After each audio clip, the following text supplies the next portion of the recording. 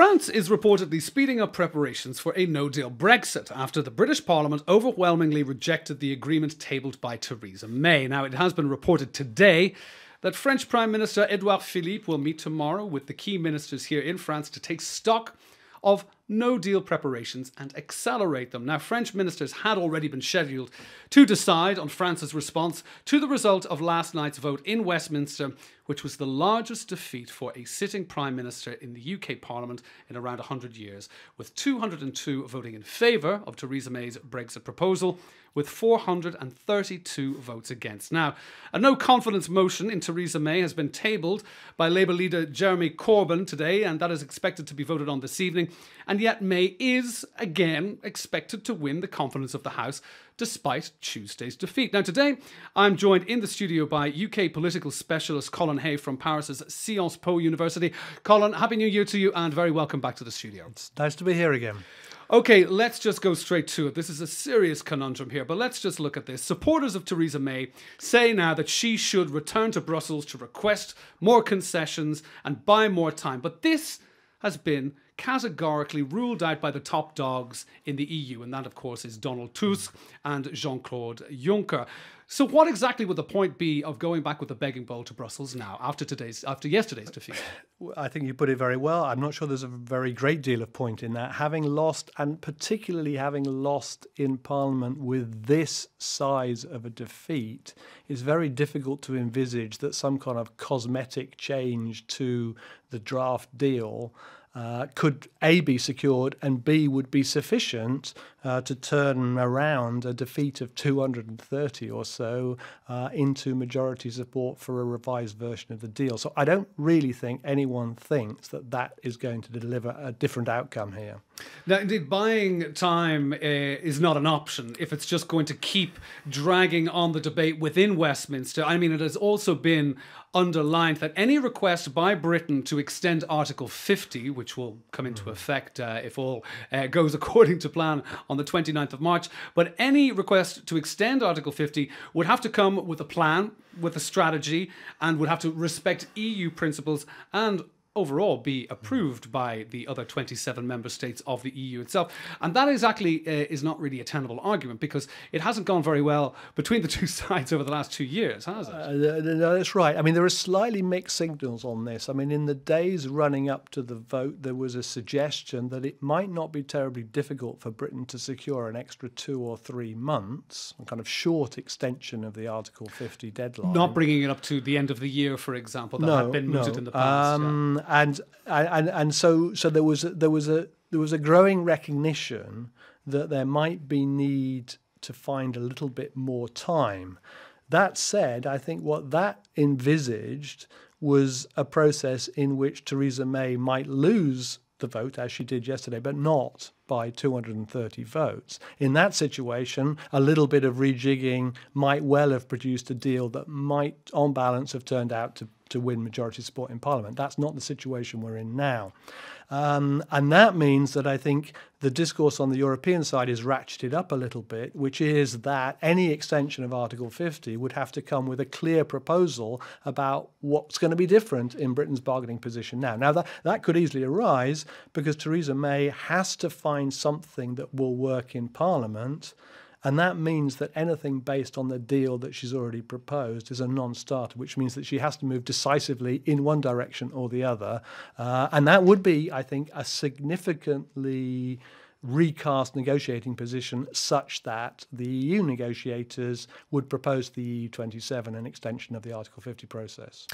Now, if we look at what happened last night, now she has survived a no confidence vote in the past. Now her proposals that were within the party, yes. Yes, within the party, exactly. And what was tabled last night has been rejected. Now she is expected to win the confidence of the House in the vote this evening. But is that because basically it's not that will May survive this onslaught, but she has to survive this onslaught. We have to keep her. The UK have to keep her in power because we've only got 11 weeks to go. Is that the kind of the vibe, if you will, that's going around?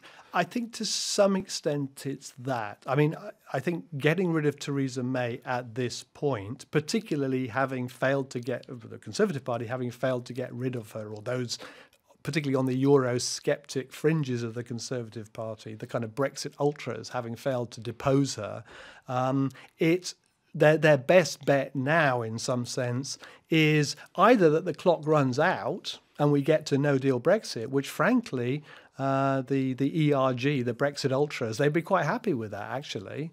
And the likes of Jacob Rees-Mogg, and even to some extent Boris Johnson, sure. I think actually would be reasonably happy with that kind of a scenario. So for now, at least, it seems, and they've pretty much said it, they will support her in this vote of no confidence. So they won't vote in favour of they won't vote with Labour in favour of the vote of no confidence. That will keep her in post and bide her a bit of time.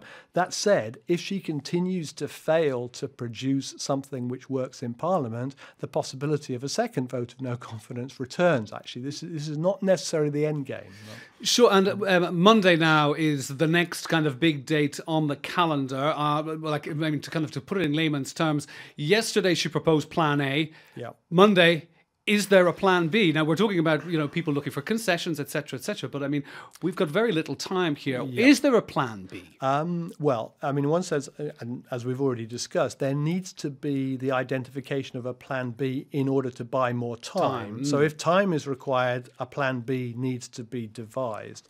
I think there are various preparations for Plan B which we might imagine to be in place.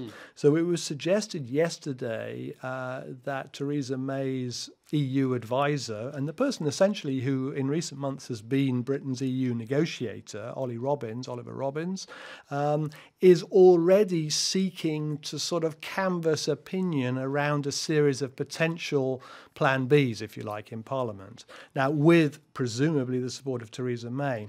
It is also the case, and the Speaker of the House of Commons yesterday intimated as much, that if Parliament itself is capable of coming up with a Plan B or a Plan B, C, D and E, he will allow a vote on those plans as a way of kind of sounding out where the balance of opinion and whether there's majority support for anything amongst these plans resides within the House of Commons. So there's there's the government-controlled process and there's the Parliament-controlled process, and either of those could identify a potential Plan B, C, D or E.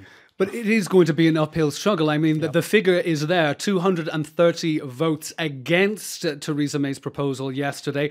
So the way that we're looking at it, that would mean you'd have to cobble together agreement from certain parts of the Labour Party, the Lib Dems, the DUP, of course, who are in cahoots with the current government, and I suppose SNP. I mean, yet again, you're really trying to push this mishmash together. I think what's very interesting is essentially the clarity we got yesterday is that the middle way doesn't work. Well, that's it. It's the half in, half out option that has been rejected. So essentially, I mean, Theresa May's deal may well have been, in a sense, everyone's second preference. But everyone's second preference was not good enough in a situation in which everyone's first preference pushed in completely different directions.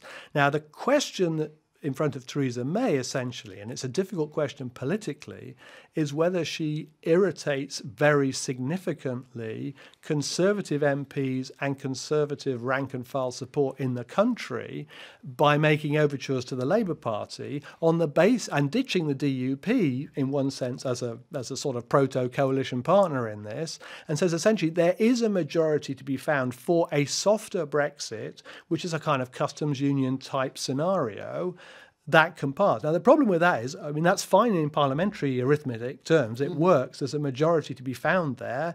And it would be difficult for Labour to resist that, given Corbyn's position. But that's a very difficult position for a Conservative Prime Minister to articulate and advocate. But she also knows that if she doesn't get there first, it's possible that the Parliament will get there before her, and it will be shown, as has already been shown, that there's no support for no-deal Brexit, and what there is support for, possibly in the next few days, is something closer to that kind of customs union kind of arrangement. So. And indeed, we're not going into the history of it. Any cahoots between the Unionists and the Conservative Party have always ended up with the unions being dumped, if I am correct in saying, yes. for political gain in the bigger spectrum of the Great Britain and the Commonwealth. But they extracted a good bargain for their place in this kind of grace and favour alliance. Yes. But they may well the parliamentary arithmetic suggests that their support is not sufficient now to make credible a kind of a Theresa May plan B, I think. Now, indeed, I mentioned it there, that the half-in, half-out scenario that has been proposed has been roundly rejected.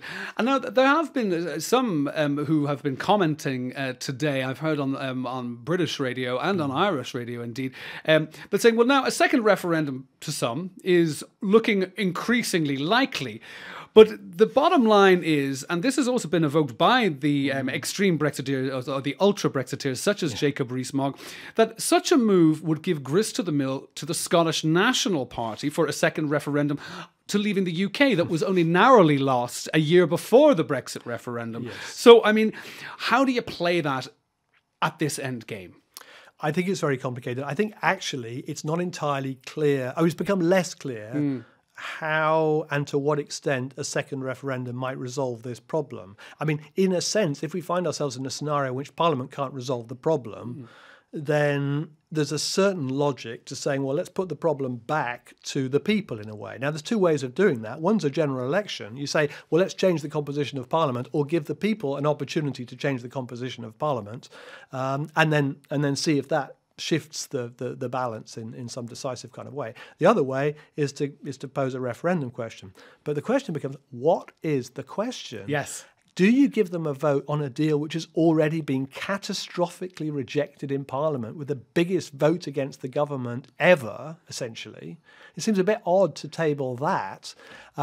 It's basically you're going to be giving a referendum on a loaded question, and it's trying to get that question right. It's always been the issue, but yesterday the posing of the question became even more difficult than it was already. Yes. And as you say, the other facet of the referendum dilemma is that once you get into the habit of reposing referendum questions, why not pose some of the other referendum questions which have been posed recently and answered one way, but where some would argue that they could be posed again and answered a different way, like Scottish independence. Well, and also surely we have to go back as well to the rhetoric that was put out there 2 years ago, which were based on lies about the 300 million to the NHS and getting back control and all of the figures about immigration and migrants and paying taxes, which everything has gone completely against everything that was said. That kind of fear mongering, if you will, to regain British control of the UK and Northern Ireland.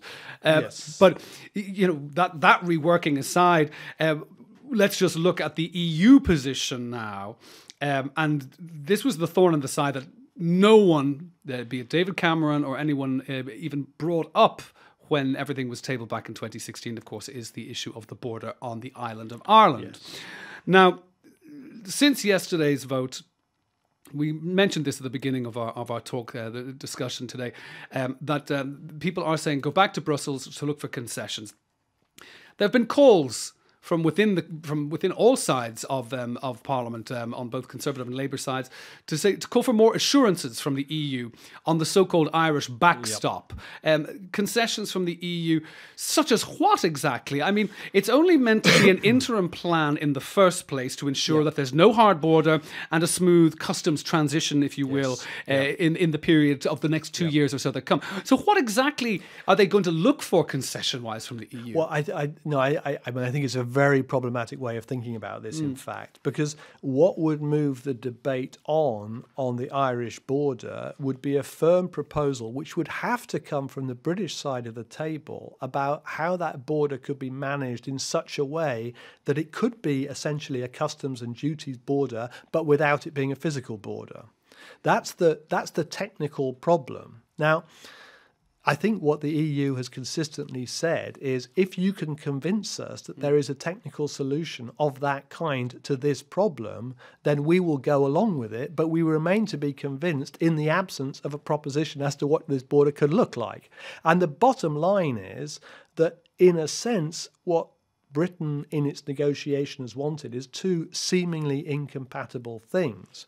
It wants there to be no hard border between Northern Ireland and the Republic, i.e. between Northern Ireland and the EU, and yet it wants to leave the EU in such a way that it can negotiate different trading terms with third-party countries, which requires there to be a customs and duty border between Northern Ireland and the Republic.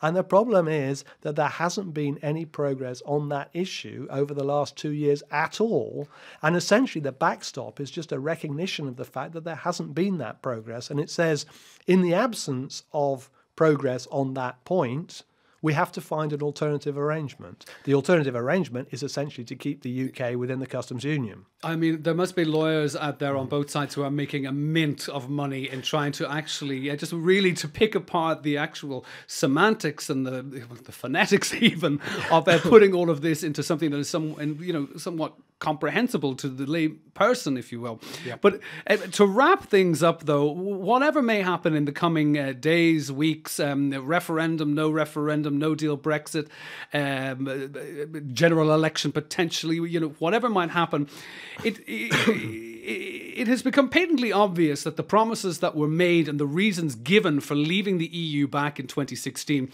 were both undeliverable and based on false information. So Brexit, it appears, is no longer based on what was allegedly best for Britain back then, but it's now more on pride, with the social fabric of the UK divided into two camps no matter what the outcome. And to pick something that we discussed and that you brought up, it's become an existential, if not Brexistential crisis. Yes. I mean, once it always was, and it's likely to remain so. In a sense, if one thinks about the campaign itself, the referendum question was essentially, do you want Brexit, yes or no? It didn't stipulate or specify, and couldn't stipulate or specify what that Brexit would contain. And that created this kind of space, this vortex within which a whole variety of far from credible claims about what Brexit could be and indeed what Brexit might not be were offered. In a sense, the last 2 years has brought something of a reality check, but possibly the tragic irony of yesterday's vote is the House of Commons is still populated by 430 MPs who still want their first best option for Brexit or non-Brexit, and don't appear to be prepared to compromise over something which might be workable for them, let alone something that might work for the European Union as well. So everyone's digging in their heels, basically. At the moment, yes. Something has to give, and I think there is a recognition now that something has to give. Quite what that will be, however, is, I think at this stage, still impossible to predict. Indeed. Colin Hay, a political scientist and specialist, of course, with Sciences Po University here in Paris. Thank you very much for being on the programme today. Thank you.